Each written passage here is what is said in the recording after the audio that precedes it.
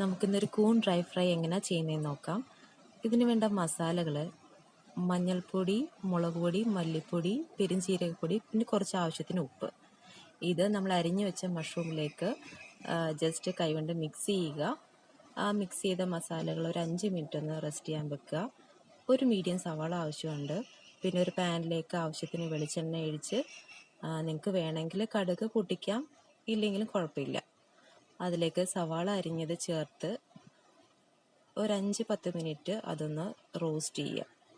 Roast ആയി കഴിയുമ്പോഴത്തേക്കും നമുക്ക് ആവശ്യത്തിന് നമ്മൾ റെഡിയാക്കി വെച്ചിരിക്കുന്ന കൂണിൻ്റെ മിക്സർ ഇട്ട് കൊടുക്കാം. അതൊരു 5 മിനിറ്റെങ്കിലും കുക്ക് ചെയ്യണം. അതിൽ കൂടുതൽ കുക്ക് ചെയ്യാതിരിക്കുന്നതായിരിക്കും നല്ലത്.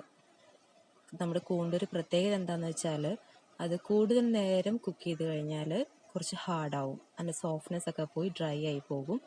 അപ്പോൾ നമുക്ക് ആ സോഫ്റ്റ് ടെക്സ്ചർ കിട്ടണം എന്നുണ്ടെങ്കിൽ ഒരു 5-10 മിനിറ്റ്സ് മാത്രമേ കുക്ക് ചെയ്യാവുള്ളൂ. അടച്ചു വെച്ച് ഒരു 5 മിനിറ്റ്സ് കുക്ക് ചെയ്യുക. പിന്നെ നമ്മൾ തുറന്ന് വെച്ച് ഒന്ന് ഡ്രൈ ഫ്രൈ ചെയ്തെടുത്താൽ മാത്രം മതിയാകും. ഗാർണിഷ് ചെയ്യാനായിട്ട് കറിവേപ്പില യൂസ് ചെയ്യാം. സ്വാദിഷ്ടമായ കൂൺ ഡ്രൈ ഫ്രൈ റെഡി.